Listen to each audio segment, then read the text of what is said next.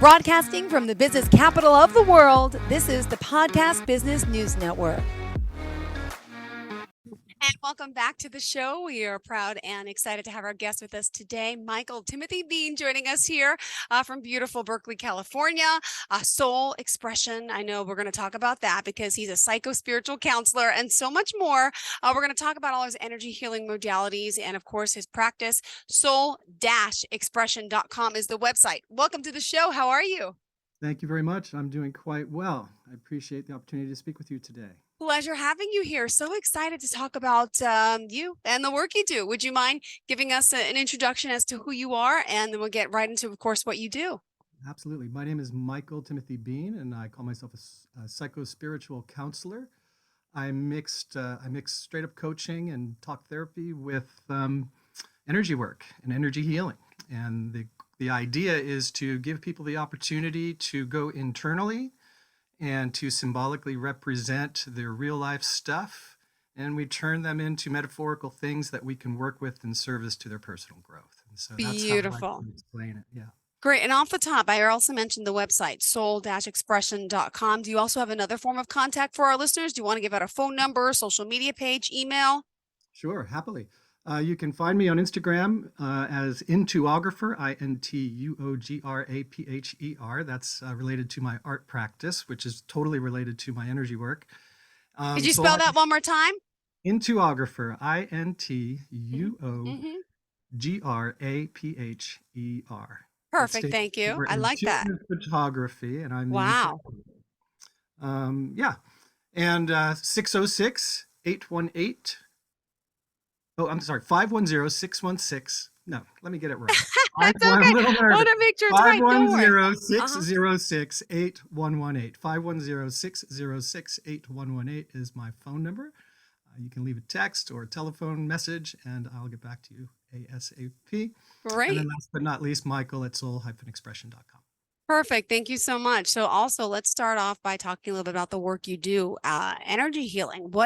How type of energy healing? Because I know you also deal with the coaching and the working with couples. So where did you want to begin? Great. Yeah, let's talk with the energy healing. Let's talk about energy healing, the one-on-one stuff that I do. Okay. So yeah, like I was saying before, it's all about creating a symbolic representation of real life stuff, one thing at a time, and providing my clients an opportunity to dig into themselves a little bit using this symbolic sight that everybody has. And you can also call symbolic sight intuitive impressions, your intuition, the way you receive information. There's a lot of ways to describe it. The simple way for me is see, sense, feel, and know. That's like the clairvoyance, exactly. Explain that. Yep. Yeah, not everybody has the same clairs, right? There are all kinds. There's clairsentience, clairaudience, clairsmellience. Is that what it's called? Yeah, something like that. I don't know the smell one. And so the see, sense, feel, know kind of covers all of them in a way, right? So not everybody sees images in their mind as they close their eyes. That's the main thing. Some people I've learned when working with them, I would encourage them to say something like, have a look at or see this particular scene, see a beach scene or whatever. Mm-hmm. Well, I don't see like that. All right, well, what's it like to feel yourself at a space that's like that, right? So try and find out ways and try and use language in a way that is conducive of the way in which an individual person actually receives their intuitive information and hits. Awesome. Whoa. So how does this work?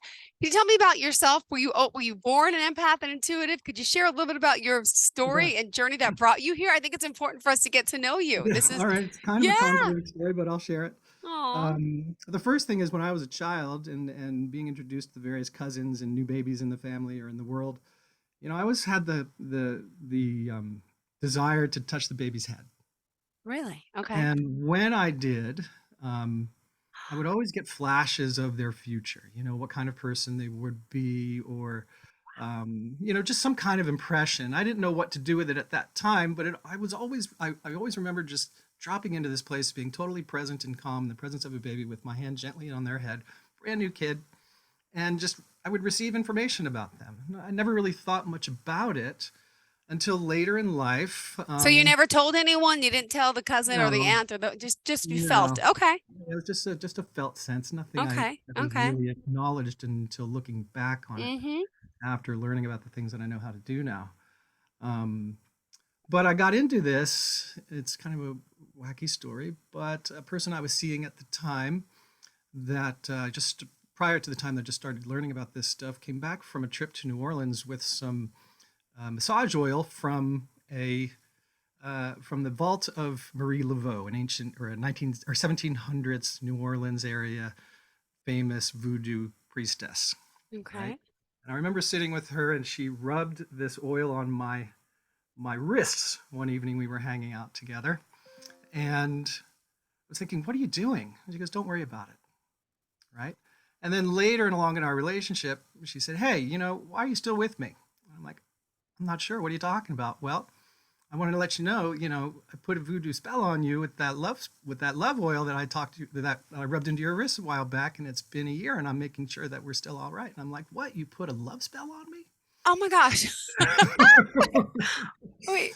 And so I was compelled to then figure out what the story was, what happened and what my experience was, and I began to doubt whether or not my feelings were real and all this other stuff. And so I went to this school and learned through a person I know there about a technique to release myself of the spell.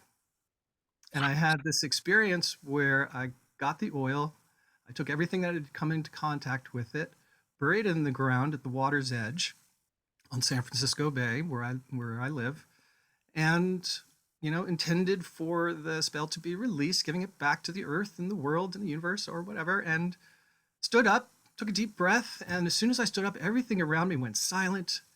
A little whirlwind of wind came Wow. through, and the water came up and over the stuff and buried it even more. And I just thought, holy smokes, there's something to this. And so later that night, I went to the introduction to that school, and somebody came up to me afterward and said, "Hey, something big happened to you today." And I'm like, "Wow, yeah, you're right. I released a voodoo spell upon me." Whoa. And we had a nice conversation. She did a little energy healing, and then the next thing I knew, I was, headlong in this program.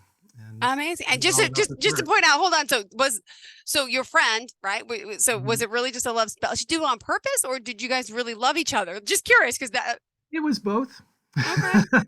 But then in the So, end, you're like, wait, she put a spell. So is it real? Is it not? Oh my right, gosh. Oh my right. So that's goodness. that's the straight up intro to my world in this stuff, right? So, okay, and just curious now, those babies that you've touched when they were younger and in your head, their mind, their Mhm. fruition, what was going to happen, how are they now? Good Did those question. flashes go? Do you know some of them still? Obviously, Yeah, family yeah, and sure. friends. Did it kind of work Um, out to what you thought, or yeah. So nothing's come to me about that. I haven't really connected my experience then to now, so I'm gonna have okay? to drop into that a But we little could bit do more. that But another show for sure. yeah, that would Okay, be good. good to know. But That's a let's great talk more question, then though. about Let's the energy consider that. healing that you're doing and the symbolic site work you're doing, and then get to the couples aspect of how you can help someone. There's so much to Great. you. Go ahead. Thank you. Um, so yeah, I thought I would share with you a little bit about how a session goes with me. Sure. Perfect. And so it always starts with a little conversation about what's going on with the person, get some information about them. I ask for permission, right? Permission is a huge thing. It's an interesting set of tools that one uses when doing this kind of work, and it is very vulnerable for a client to be seen, sensed, felt, know metaphorically. And there's this aspect of scanning. They're what I Mm-hmm. call the mind, body, spirit complex. And so always seek permission. Otherwise, it's out of consent, out of integrity. Okay. And so that's the difference between white magic and black magic, if you will. Black magic, Mm-hmm. spells Bells. for a particular outcome in mind, Mm-hmm. not necessarily in the highest of integrity, right? Usually is done without consent and intended to manipulate, right? So this work is Mm-hmm. not about that. It's all about getting consent, being in a vulnerable space, and allowing oneself to be seen and then shared with what I see, right? And so, for example, if I were to offer a healing to you, I would seek your permission. And then if I were to see something like, I don't know, a pink fuzzy rabbit, Uh-huh. right? I would say it, right? So with no attachment or filter from my own sense of being, knowing, sensing, feeling. For myself, it's always see and say, in this particular energy center, I'm seeing blah, blah, blah, right? And you would take that however you would, and I would just continue the process with whatever the intention is. And so there are a variety of ways you can do an energy healing, right? You Yeah, can, well, actually, let me start with the process, right? So it's sure. always first dropping into a state of present time Hmm. awareness or a state of grounded presence, Okay. here in the moment, led through a meditative process that gets somebody through some imagery that allows them to use their own symbolic sight to connect to the earth and to be present in the moment and immediately aware of all the things that are in their surroundings in a way that they hadn't been before. So it's Yeah. amazing when you drop into that space, sounds Right. sounds get louder. Yeah. You hear birds chirping or other creaks and pops of the Hmm. house, things you just hadn't really recognized before because you're spinning somewhere else. So Yeah. we always get grounded. And then I ask for permission. And then we have the user say, or the person say their name 3 times. And I was told once by a teacher of mine that your name is your address to your soul. It's been given to you by your parents, it's connected to ancestry, their preferences, their perception of you before you're born, and all that stuff. So a name has powerful, potent meaning, and you say it 3 times to help yourself check into yourself even more. And the way a person says their name says a lot. If they're saying it with like an inflection in the upward, my name is Michael Timothy Hi, I'm Bean. Jill. When I call, hi, I'm Jill. I think I do a hi, Jill. I don't know what that means. You Right. can tell me. Right. So, if there's a Jill. disconnect between the Okay. way somebody pronounces their name, it might indicate a disconnect between their perception of themselves, right? And they might not be fully embodied, if you will, with their own energy. Cool. And so, you know, the way people speak, the way they behave, the way they present themselves, all gives information about their present energetic state. And we work with that. And the energy healing is all about getting somebody aligned to the present moment in a way that's free and clear of other people's energy. That's a big Hmm. one. Ooh. Confusion comes a lot from other people's energy. In my parlance, we call it OPE. And OPE, yeah, it ain't me. Ah, I was gonna say, oh, I was started singing in my head. I did guilty. And so we use some tools to clear ourselves of other people's energy if it's really prevalent. An example that comes to mind is a client that I have. She's in her mid-30s. She's been dating some people, trying to find a partner, trying to figure out what it is that she wants for herself. And there's all these interested dudes in her. And we did this one exercise in a session where we did the current dude fashion show, right? Where we set up a stage in her symbolic size and create a stage, put yourself as the director of your Yeah. play and the Yeah. audience, and invite them all to come up and do a little fashion show. And they all lined up and they were all dressed in different ways. One of them had a cowboy hat and boots and nothing else on. Another one, who was an attorney, came up and was just covered in black and shrouded and indicated to her that he was holding back and not sending messages to her in a clear and concise way, and a variety of other ways. And so it was a fascinating experience to bear witness to that with her and to see her have this eye-opening experience of looking into deeper the personalities of those people and allow her initial intuitive hits to come in this fashion show. So And we all have this intuitiveness, right? But not everybody knows how to use it absolutely, or guide it clearly. And that's why we get so confused and absolutely, lost. So you absolutely. helped guide her to use her own intuition to Right. uncover these men, the good, the bad, the naked, the dressed. Exactly. Mhm. Exactly. And she was able to then, make a Make her decision, own. discern a little bit, think about it a little more, have more information, or get more information through future interactions with these people, and made choices as a result. It was the first step to help her making choices to verify in the real world, right? You start in Yeah. the ethereal, if you will, or the intuitive space, and then use what you see and test it out there, and always grounded, always present. Those two go hand in hand. That grounded skill is the single most important thing to help you become present and aware of yourself in this life. If anything you're going to work on is that get into the present moment state right now. That always, it always starts with that. And Yeah. none of that stuff works unless you're there, because without being grounded, you're susceptible to other people's energy. You're susceptible to suggestion. You're susceptible to other people's influence and opinions. And, Mm-hmm. it takes you away from your internal self and more into the world of validation from others, or lack of validation from others, and how that sticks. So, yeah, Interesting. bouncing around a little bit, but that's Okay. essentially how it works. We ground, I see and say, I ask about intention. we look for things that are, getting in the way of that intention and provide a healing container and some metaphorical action, say to clear out an energy center, right? So for example, I had a client, a young man in his early 30s. He went to a boarding school. And we have a call coming in. Sorry about that. Great. Welcome to the show. You are live on the line. Who's this? Hi, this is Carolyn. Hi, Carolyn. You are live on the line. Just to point that out, say hello and ask any questions, of course, you may have. Hello, Carolyn. Hello. So I was calling because I wanted to know, do you offer training on how to do energy work so I can do it for my family and friends? And how does it work? Absolutely. I do offer training, if you will, as part of one-on-one sessions, right? So part of becoming a person who can do this work is learning about how to, like I was saying, get grounded yourself, and then shedding all of those things that you've been holding with you, and then becoming reborn in a way, and so that you can be readily clear and available for other people in service to them. So I do that as part of my one-on-one interactions, and I actually have an online course that you can take a look at also. It's on Teachable, and you can find that at my website, soul-expression.com. And then I also will be in the near future teaching in-person classes that'll be also available over Zoom. Yeah. Okay, so how does it work? How does what work in particular? The energy, like the training, the counseling. Okay, yeah. So so it's just like I would be giving a healing session with you, right?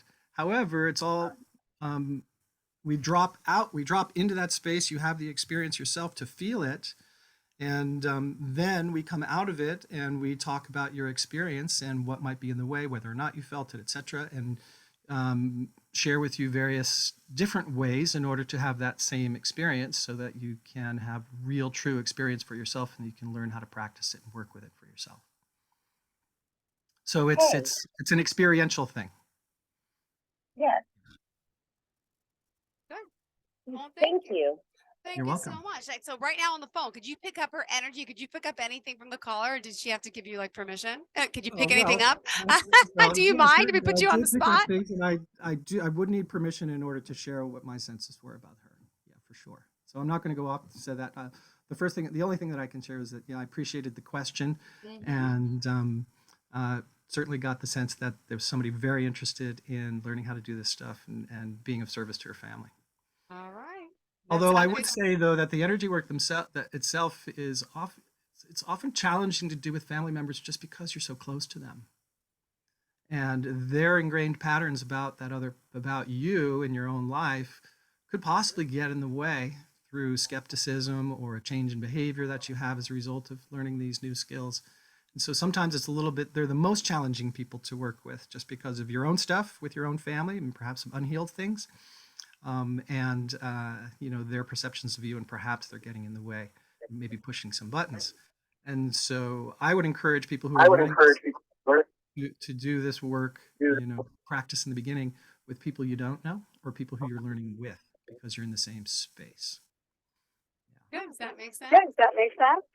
Thank you so much. Thank you so much. You have Have a a great great day. day. So call please 631-317-1291. The lines are open 631-317-1291. And just to remind everyone, we're with Michael Timothy Bean, his website soul-expression.com.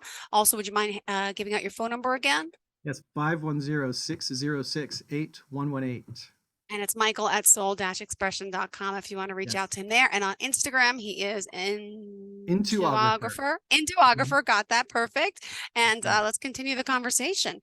Again, anyone, you're open to any question, please feel free to give us a call in the meantime. What else about your work do you want to share? That was a great story about that, the woman and the men that you helped her with. I started talking about a client that I had once, young man in his early 30s, who was having trouble meeting people, had a lot of self-doubt, and really hadn't had the experience of connecting with women in his life. He had been sent to an all-male boarding school in high school, and just the time that he was forming and coming into had no access to members of the opposite sex. And here he is in his 30s and not really knowing what to do. And in a session that we had together, the thing that I noticed, the most thing that came out was a brick wall in front of his heart. Wow. I see a brick wall in front of your heart. There's a block there. And so the energetic container and the healing space was I held space for his heart center. And, together we began taking the bricks off the wall. Hmm. And so how he saw it, he saw it as, cobwebs coming off of something. And I saw it as bricks coming off the wall. And together we did our parts of slowly taking the bricks off the wall. And then, encouraging him to take a chance, right? To use this knowledge that he has this block in front of his heart, and that he's taking some action to free himself from it, to then apply it into the physical world by saying hi to somebody that he likes, or expressing interest in somebody who he doesn't quite feel comfortable expressing interest to yet, that kind of thing. And, he ended up finding somebody to be in a partnership with. Haven't checked in with him in a while, but it kind of worked for him, and so things like that, right? Again, we take somebody's personal stuff and turn it into some kind of symbolic representation, apply some action to it, and then apply it in the 3D world, right? Take it out of the mind space, take it out of the ethereal, and bring it all together in your physical expression, right? And so whenever you can add the physical expression to any of this work, it just makes it more and more powerful, because it's all together. If you affect the physical body, it's going to affect your mental state and your spiritual state. If you affect your spiritual state, it's going to affect your mental state and your physical state. They're all interconnected. You treat one, you treat them all. And so, my particular set of skills is in treating the psychospiritual, the mental and the spiritual, and then encouraging people to apply it in a way that makes sense to them physically, like getting out there and dancing, or moving your arms around, or tapping, or other kinds of physical techniques that you can use to match the energetic experience with your physical existence. And so Beautiful. And I know really you fun mentioned stuff. mindfulness is big, right? In our Oh, state of mind absolutely. and how we think and how that can really help. We can really manifest things in our lives for the most part. I know you mentioned in your notes about being careful, how you speak to yourself, right? Right. Yeah, that's something we talked about last time. So many people speak to themselves It's, in a way that's self-degrading, yeah. self-berating, Mm-hmm. right? And it's sometimes hard to get over that. This rumination in that space is, can contribute to a feeling of depression, or ruminating in that space in the future, right? About what might happen, or the fears related to some decision that you've yet to make, can cause some anxiety and some rumination over all the things that could possibly go wrong. And so this idea of being kind to oneself, being positive with oneself, is a very good step toward freeing yourself of that kind of negative speech rumination. Now, what I want to say also is that the positive and negative are both real things in our world, right? We live in a dualistic world, and there's always the opposite, right? And so the idea here is to not land on one end of the spectrum, but to work towards being centered in the middle of it, accepting both the negative and the positive sides of your dualistic nature, or your polarity, your personal polarity, if you will, and learning how to bring the oscillations between them closer to a center line, right? Where your extreme oscillations with practice of energy work and other kinds of things, using your body, expressing yourself truthfully, clearly through artistic expression, whatever, can bring you from those wild peaks and valleys to a more oscillated, centered space where you're kind of, your peaks and valleys are not as high and not as low, right? And this idea of a neutral space comes to mind. The word neutral, though, I don't like it because it implies a checked outness. So it's more of this present time awareness of how I'm showing up right now and being able to name it. And once it's named, it's been seen. And once it's been seen, it's been given permission to be transformed, right? And so this idea of permission, seeing, transformation comes into it as well. So it's something simple like, I am feeling this way right now, right? For me, it's a little nervous being here with you, a little talky, but I can see that and I can free myself of it and get into a more grounded space and be more present without those thoughts, right? I would never So know. it really helps. Doing great. It's so good as our first Zoomcast here. So we get to see each other also face to face, which I think is important. But the work you do, you don't even need to see someone, right? You could just talk to someone, feel it, like the caller, like on the phone. Yeah. So you really work with people everywhere. I know you also work with couples we talked about. And there's so much more to you. We have 3 minutes left in the show. So Okay, what else wow. did you want to get in for today? And if you're willing in a future show, I'll be open for you to dive into me. Wow. I could use help. We all could use help in certain Right. areas. So I would love to know what you're picking up on me. We don't have enough time for that today. Sure, I would actually very much appreciate that.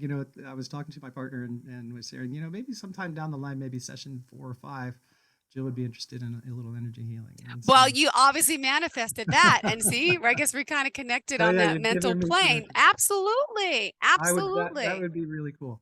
Okay, so I'd like to end with this idea of the Oracle card deck that I made. All right, I'm going to give it a shameless plug. I talked about that art practice that I had, Intuography. I have another website. It's called intuography.com, and that's my gallery where I can show you my art, and I have images for sale, of course. But right now, I have this card deck that I've used. Maybe you can't see it with the image in the background. But the image in the background here, for those of you who will be seeing this in the future, is a picture of me. It's called Third Eye, and it's transformation from an image that I took for myself and turned it into this representation of that present time moment. And that's what my art is all about. And then created them into a deck of cards where I can use oracle purposes. And so in the cards, there's an image, right? Piece of my art taken from the photo of the person, place, or flower or thing that I took the photo of, named it, run the numerology of the name, and then there's a number. And so there's an image, a name, and a number on each card. Okay. And so the image itself has meaning. It's got color, it's got flow, it's got shapes, and so we interpret those.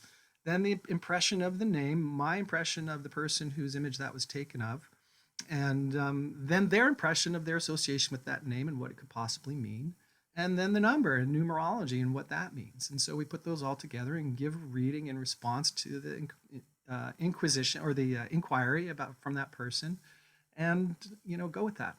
And so we can put the cards together. They have flow from card to card. It's really fascinating. I love it. Awesome. I call it the Deck of Souls, or the Intuography See and Say card deck, and it's good stuff. All right. So it's how I integrate my creative process and my creative expression into this energy work. Our Intuographer on Instagram. Michael Timothy Bean joining us, soul-expression.com. Any other form of contact you want to leave before we go? Yeah, hit me up, 510-606-8118. I'd love to work with you, soul-expression.com. And last but not least, Michael at soulexpression.com. You can send me an email. Beautiful. Thank you so much for being here, for joining us, occupying our space, and looking forward to the next time we speak, hopefully Right again on, via Jill. Zoom. You have a great day and Thank you so much, an Jill. even better weekend. Bye-bye. Are you looking for even more of the podcasts and hosts that you love? The Podcast Business News Network is proud to announce that you now have even more ways to listen live. Check out the MyTuner Radio, online radio box, and Simple Radio apps on iOS and Android, or find us online. Search for Business News Network on mytuner-radio.com, or search Podcast Business News Network on streama.com and onlineradiobox.com/US. Take your podcast on the go and don't miss a minute of the action.